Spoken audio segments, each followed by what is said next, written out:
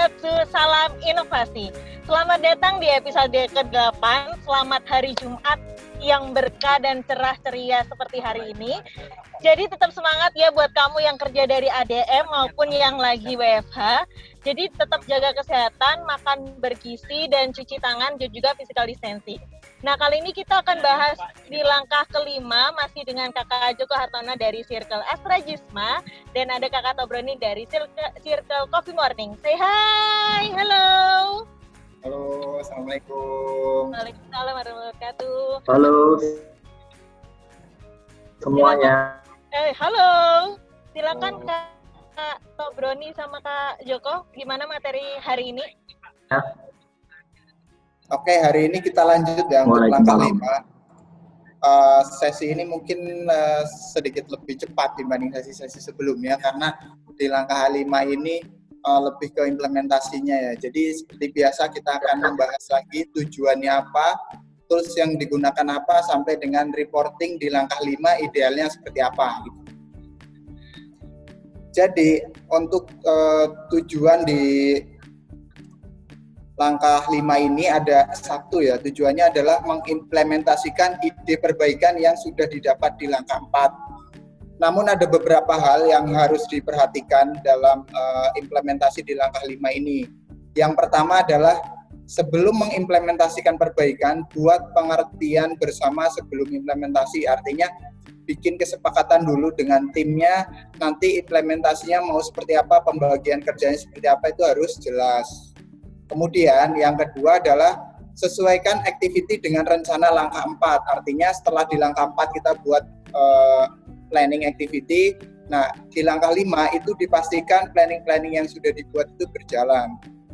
Kemudian yang ketiga, lakukan pembagian tugas sesuai dengan kompetensi anggota tim. Nah waktu itu Pak Joko sudah membahas ya bahwa dalam posisi ini kita juga harus mengetahui skill-skill di anggota itu apa aja. Ini untuk meningkatkan efektivitas ketika di langkah 5 ini. Jadi pembagian kerjanya sesuai dengan skill masing-masing anggota.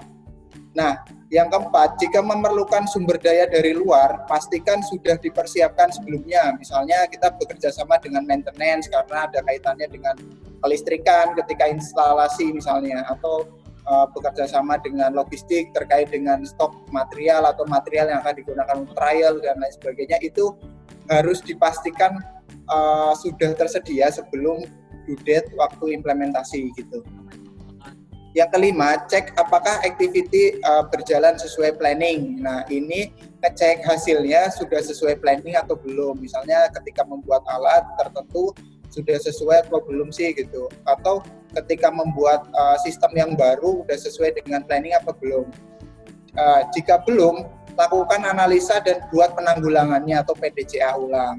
Jika sudah berhasil, lakukan pengamatan kestabilan hasil improvement. Jadi harus diamati juga tuh improvementnya stabil atau enggak. Waktunya ya beda-beda mungkin ya, setiap improvement ada yang butuh waktu lama, ada yang sebentar. Nah terutama misalnya otomasi gitu ya, itu juga harus dianalisa lagi apakah stabil nih dalam waktu misalnya seminggu, 2 minggu, atau ada penurunan kecepatan atau lain sebagainya, itu harus dianalisa lagi. Kemudian lakukan dokumentasi, baik itu foto, video, kemudian data-data yang berubah, misalnya ada SOP yang berubah, atau standar kerja, urutan kerja yang berubah, TSKK yang berubah, itu harus didokumentasikan dan dikumpulkan sebagai bahan evaluasi ketika semua improvement sudah terimplementasi gitu. Nah, kemudian di langkah 5 ini tidak ada tool khusus yang bisa diterapkan. Yang dibutuhkan adalah kreativitas untuk menangani masalah. Karena tools-tools yang ada di 7 tools itu dipakai dari langkah 1 sampai langkah 4, nanti di langkah 6 pakai lagi gitu. Jadi di langkah 5 ini lebih ke skill improvement-nya teman-teman dalam mengimplementasikan rencana-rencana perbaikan yang sudah dibuat di langkah 4. Mungkin dari Pak Joko nih. Ya, betul. Mau pakai apa aja, yang penting perbaikannya itu bisa didokumentasiin juga dan bisa berjalan dengan sesuai dengan target yang udah ada gitu ya. Ya, betul. Jadi untuk cara implementasinya ya kembali ke skill improvement di masing-masing kelompok di sisi tersebut ya. gitu. Mungkin dari Pak Joko nih yang udah lama kan bikin improvement. Nah, tips di langkah 5 nih seperti apa nih Pak? Oke, lanjut. Ya. Oke, untuk di langkah yang kelima ini kan implementasi perbaikan. Tadi sudah dijelaskan bahwa di sini itu akan memvisualisasikan apa yang sudah kita rencanakan. Berarti harus ada apa saja di situ. Yang pertama tentunya kita harus bisa menggambarkan kondisi sebelum, gitu. Kondisi sebelum. Jadi kalau kadang-kadang itu yang bikin kita susah itu kita hanya fokus ke misalkan alatnya saja. Itu kita gambarin alatnya, padahal itu belum menggambarkan problemnya. Jadi di sebelum itu kita harus bisa menggambarkan secara lengkap problemnya itu kayak gimana gitu, yang menjadi sumber penyebab tadi. Terus habis itu kita juga harus menggambarkan improvementnya, memvisualisasikan improvementnya itu apa sih yang dilakukan perbaikan di sebelah mana. Nah, itu harus digambarkan dengan baik. Setelah itu digambarkan posisi sesudahnya. Nah, di sini kita harus bisa perlihatkan problem yang sudah tidak ada atau yang sudah berkurang itu seperti apa visualisasinya. Nah, setelah itu baru kita tampilkan perubahan data ya, bisa berupa grafik dan yang lain-lain gitu. Jadi setelah dilakukan perubahan itu bagaimana perbedaannya, dan jangan lupa juga 5W2-nya di situ ya, maksudnya siapa yang melakukan penanggulangan, terus bagaimana caranya, kapan ditanggulangi, itu juga harus dimasukkan. Itu aja sih tambahannya, Mas Tabroni. Oke, mungkin saya juga akan sedikit menambahkan ya, karena di langkah 5 ini kan lebih ke skill technical ya, mungkin karena lebih detail lagi untuk implementasi ini. Jadi pengalaman di Coffee Morning itu biasanya ketika di langkah 5 karena kita improvement yang baru-baru gitu ya, yang ibaratnya sebelumnya belum ada terus kita bikin gitu. Nah, itu banyak juga konflik ya antar anggota. Ya sebenarnya sih bukan konflik tapi lebih ke misalnya beda pendapat kayak gitu-gitu ya dalam memutuskan. Misalnya kita udah buat desain tapi ketika diimplementasikan biasanya kan di kondisi lapangan berbeda ya dengan kondisi simulasi. Misalnya ada perbedaan dan kita harus merubah itu dengan due date yang udah ditetapkan gitu, dengan kondisi kita juga ketika improvement kan beda ya dengan ketika di ruangan gitu, terus implementasi di lapangan mungkin lebih panas dan lain sebagainya, biasanya terjadi perbedaan pendapat. Nah, ini perannya tema leader atau QC leader di sini sangat penting ya, gimana bisa mengakomodir teman-teman biar tetap due date-nya tetap dapat. Jadi nggak terlalu lama berdebat nih, cepat diambil keputusan tapi tetap efektif gitu. Nah, salah satu tipsnya dulu kita tuh jadi QCC nggak selalu di office ya. Jadi sesekali ketika di langkah 5 kita keluar, ini sih ngomonginnya nggak QCC di luar, tapi sesekali kita refreshing ketika beban improvement kita tuh udah ngerasa berat gitu, nggak ketemu nih idenya gimana caranya gitu. Nah, itu biasa kita keluar gitu. Nah, itu sekedar tips saja sih. Biasanya di langkah 5 emang lebih challenge untuk mengkondisikan timnya lebih besar ya, karena biasanya ada ketimpangan pembagian tugas dan lain sebagainya. Nah, itu yang harus jadi tugasnya tema leader dan QC leader untuk mengakomodasi timnya dalam mengimplementasikan rencana perbaikan di langkah 5 ini. Gitu. Oke ya, kita lanjut. Selanjutnya yaitu output. Nah, tadi udah ada catatan yang harus dilaksanakan di langkah 5 ini. Ini adalah salah satu output. Contohnya saya ambil dari QCC-nya Coffee Morning yang pertama. Jadi di sini kita masukkan lagi untuk 5W 2H-nya. Jadi kita biar ingat planning kita tuh apa, kemudian due date-nya kapan dan biaya yang harus dikeluarkan tuh berapa. Karena nanti ada nggak sih perbedaan, misalnya due date-nya molor gitu atau biayanya ternyata lebih besar. Nah, itu sebagai acuan untuk evaluasi kita tampilkan lagi.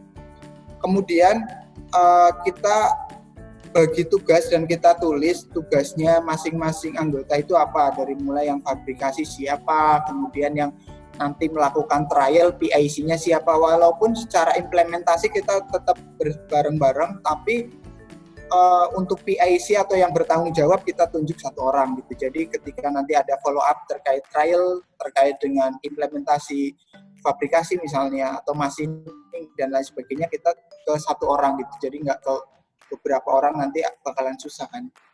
Bingung juga ya kalau misalkan kayak terlalu banyak orangnya gitu. Jadi biar merata juga kali ya kalau dibagi PIC-nya. Iya betul. Jadi biar misalnya tema leader follow up-nya ya cukup ke masing-masing salah satu gitu. Nggak semua orang dipanggilin karena gimana nih gitu. Jadi kita tulis pembagian tugasnya sesuai dengan item-item pekerjaan yang memang harus dilakukan di langkah 5 ini gitu. Kemudian kita juga membuat manajemen risk untuk mengantisipasi sesuatu yang tidak diinginkan. Ini salah satunya yang di langkah 4 FMEA ya. Jadi di langkah 5 kita cek lagi itu benar-benar dilaksanakan gitu. Kemudian manajemen risk terkait faktor eksternal juga kita lakukan ya. Misalnya kita memastikan untuk maintenance ketika implementasi listriknya nggak mati, kemudian anginnya nggak mati dan lain sebagainya yang mungkin akan mengganggu proses improvement ini. Dari Pak Joko nih Pak, mungkin ada tambahan lagi nih Pak terkait dengan output ketika di langkah 5 ini nih Pak.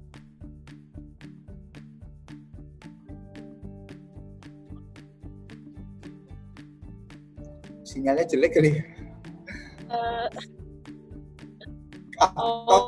Kita lanjut. Lanjut aja deh kayaknya. Oke. Nah, tadi kita sudah ngomongin implementasinya seperti apa, kemudian item-item pentingnya seperti apa yang harus dipenuhi di langkah 5 ini. Nah, ini adalah salah satu contoh evaluasi. Jadi, di langkah 6 itu evaluasi, di langkah 5 juga ada evaluasi, tapi lebih ke sub improvement gitu. Misalnya ada total 5 improvement di satu sisi. Nah, masing-masing improvement ini juga harus dievaluasi kan, kondisinya seperti apa, apakah sesuai planning atau enggak. Nah, kita lakukan evaluasi dengan cara yang pertama adalah mengumpulkan data selama improvement. Misalnya ada 5 item, satu improvement ini kita evaluasi lagi. Apa sih yang berubah? Misalnya di sini yang berubah adalah tabel standar kombinasi kerjanya itu berubah karena ada proses yang dirubah dari manual ke otomatisasi. Nah, ini kita buat list, jadi mana aja pekerjaan yang hilang karena perbaikan ini. Kemudian kita lakukan evaluasi terkait dengan planning atau target antara, targetnya berapa, aktual yang tercapai berapa, dengan cara ya melakukan pengukuran performance dari improvement tersebut. Kalau misalnya di sini kita ukur cycle time sudah otomatisasi itu dilakukan. Misalnya di sini diketahui penurunan cycle time-nya 125 detik. Dan pengukuran ini nggak boleh satu kali, artinya pengamatan evaluasi nggak boleh cukup satu kali udah cukup, ini udah oke nih gitu. Nah, harus dilakukan dengan periode yang cukup ya. Nah, masing-masing improvement periode cukupnya ya beda-beda, bisa mengacu ke improvement yang sebelumnya, atau jika kalau misalnya ada standar ya mengacu ke standar yang sudah ada. Harus berapa lama sih pengamatannya.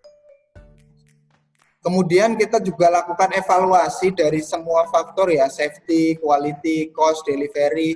Nah, kalau ini bentuk reporting seperti ini, tapi sebenarnya kita juga benar-benar melakukan pengecekan safety oke, itu ada juga lampirannya ya. Jadi di lampiran kita masukkan misalnya kita bekerja sama dengan timnya safety officer dan juga EHS untuk melakukan pengecekan kelayakan alat yang kami buat gitu. Jadi mereka yang menjudgment, jadi nggak kita sendiri. Kemudian dari tim quality kita bekerja sama dengan quality untuk memastikan outputnya nggak ada yang defect gitu. Jadi semua outputnya oke. Kemudian dari cost juga kita cek cost-nya over atau enggak dari planning gitu. Kalau misalnya oke, ya sesuai planning ya oke gitu, nggak ada lagi evaluasi yang berikutnya harus diperbaiki apa. Kemudian delivery juga kita cek ada nggak sih gangguan karena alat yang kita buat terganggu nggak delivery di jalur kita gitu. Dan workability terkait dengan ergonomi proses, kita kerjasama juga, kita minta testimoni ke user, team member yang ada di situ. Ada nggak keluhan setelah improvement ini dilakukan, ataukah dia merasa pekerjaannya terbantu, atau ternyata malah merepotkan team member di area tersebut. Kita pastikan juga tuh. Dan yang terakhir kita cek maintenance-nya, jadi seperti apa. Misalnya seminggu kita cek apakah ada komponen yang rusak atau enggak gitu. Nah itu kita cek semua aspek mutunya, kita pastiin ini oke, baru kita lanjut ke improvement yang berikutnya. Mungkin dari Pak Joko nih Pak, ada masukan Pak? Oke, untuk visualisasinya ya, saya sedikit menambahkan saja untuk evaluasi yang di grafitin ini kan adalah yang masalah utamanya ya, sehingga kelihatan turunnya berapa.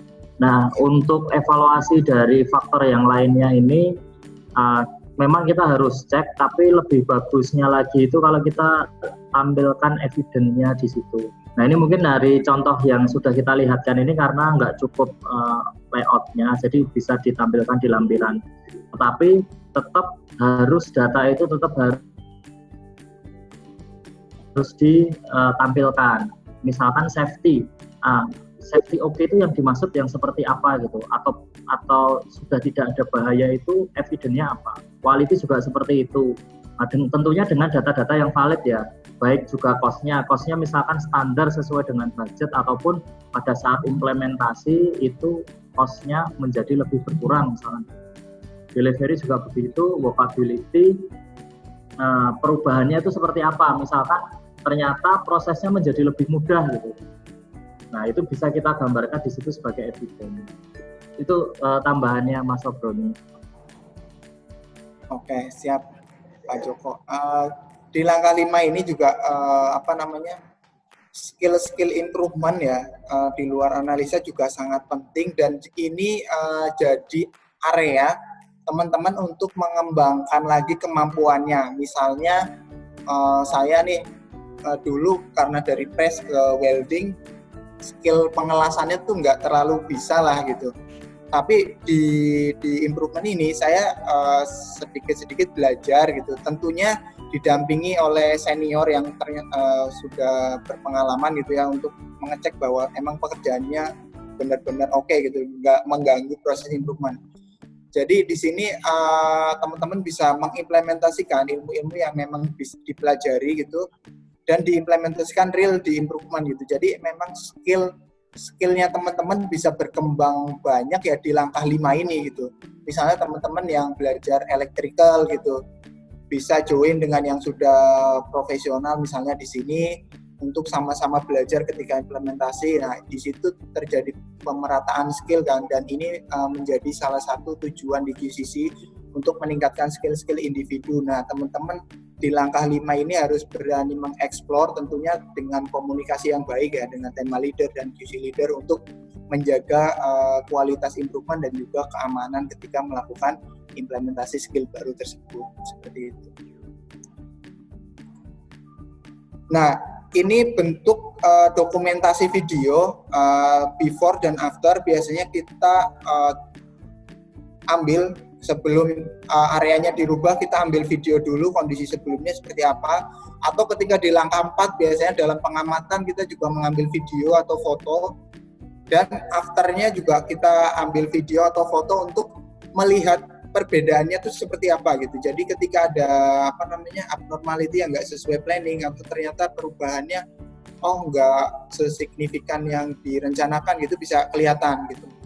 Kemudian sedikit tips, kalau misalnya teman-teman membuat laporan dalam bentuk PDF atau hard copy, biasanya kan nggak bisa tuh nampilin videonya gitu kan. Nah, biasanya kalau di Coffee Morning kita upload videonya ke Google Drive atau ke yang lain gitu. Kemudian kita buatkan barcode. Jadi atasan kita, rekan kita, atau audiens yang membaca draft atau laporan kita bisa scan barcode, kemudian ngelihat videonya seperti apa gitu. Jadi teman-teman bisa lebih jelas lagi. Biasanya kalau baca kan kayak tadi, filenya nggak bisa ditampilkan 100% gitu, karena pembatasan halaman dan lain sebagainya kan. Nah ini sekedar tips bisa diimplementasikan juga ke area lain atau teman-teman yang mau nyobain misalnya bikin SS juga bisa ya. Teman-teman bikin SS, kalau SS-nya bagus biasanya kan gimana nampilin videonya harus nyamperin gitu, sementara kadang atasan-atasan kita nggak ada di tempat kan. Makanya bisa dilampirin barcode-nya, nanti bisa di-scan kapan aja gitu. Itu tips saja ya dari Coffee Morning. Nah, kemudian reporting yang ideal seperti apa untuk langkah 5 ini? Karena secara penjelasan lebih simple ya dibanding langkah-langkah yang sebelumnya, walaupun secara implementasi ya totalitasnya di langkah 5 ini gitu. Nah, ada 3 item yang diperhatikan di report langkah 5 ini. Yang pertama adalah kerjasama anggota, yang kedua tingkat kesulitan dalam upaya perbaikan ini, kemudian yang ketiga adalah pemantauan perencanaan perbaikan.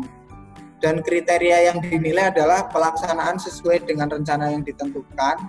Nah, kemudian adanya upaya belajar dari anggota terhadap bidang keahlian baru. Nah, ini yang jadi penting ya di sini. Dari misalnya ada desain engineering atau drawing, kemudian mempelajari terkait teori tentang perhitungan dalam mengimplementasikan improvement dan lain-lain. Dan yang ketiga yaitu adanya data monitoring selama implementasi perbaikan. Ini sebagai data untuk evaluasi perbaikan baik di masing-masing item perbaikan yang skupnya kecil ataupun secara keseluruhan nanti di langkah 6. Seperti itu. Mungkin dari Pak Joko, Pak, ada yang mau ditambahkan, Pak? Ya, sebagai tambahan di item penilaian nanti biar lebih sempurna. Ini yang dinilai ini, tapi biar lebih sempurna itu bisa ditampilin juga prosesnya, proses pada saat improvementnya. Karena kan biasanya kita hanya menampilkan sebelum dan sesudah itu hasil jadinya gitu. Untuk membentuk itu menjadi sebuah improvement yang sudah jadi, itu yang kita lakukan bagaimana gitu. Nah, kalau itu bisa kita gambarkan dengan baik, plus problem-problem yang muncul di situ bagaimana, terus langkah-langkah yang kita ambil bagaimana, dan kita mendapatkan ilmu apa setelah kita menjalankan itu, dan kita bisa kemas dengan baik, itu juga akan menambah nilai di langkah yang kelima ini. Itu Mas Sobroni tambahannya, sedikit tambahan. Oke, siap. Untuk langkah 5 cukup sekian sepertinya, balik lagi ke Mbak Eti nih. Wah, jadi udah cukup ya buat episode kali ini. Jadi episode ke-8 buat bahas di langkah kelima. Jadi seperti yang tadi disampaikan sama Kakak Tobroni dan Kakak Joko, kalau udah mulai umek gitu kepalanya kali ya, udah mulai mumet, itu bisa refreshing keluar dan bisa saling diskusi lah, gak harus di kantor ataupun bisa di mana aja. So, see you next time. Sampai jumpa di episode berikutnya. Selamat bekerja buat kamu yang WFO dan selamat bekerja dari rumah juga buat kamu yang masih WFH. Jangan lupa like dan subscribe. Kalau kamu ada pertanyaan, tulis aja di kolom komentar YouTube channel Aikar ADM buat kami jawab di session berikutnya. ADM Winners, light up our excellent innovation value. Salam inovasi. See you. Bye-bye. Dadah semuanya. Dadah.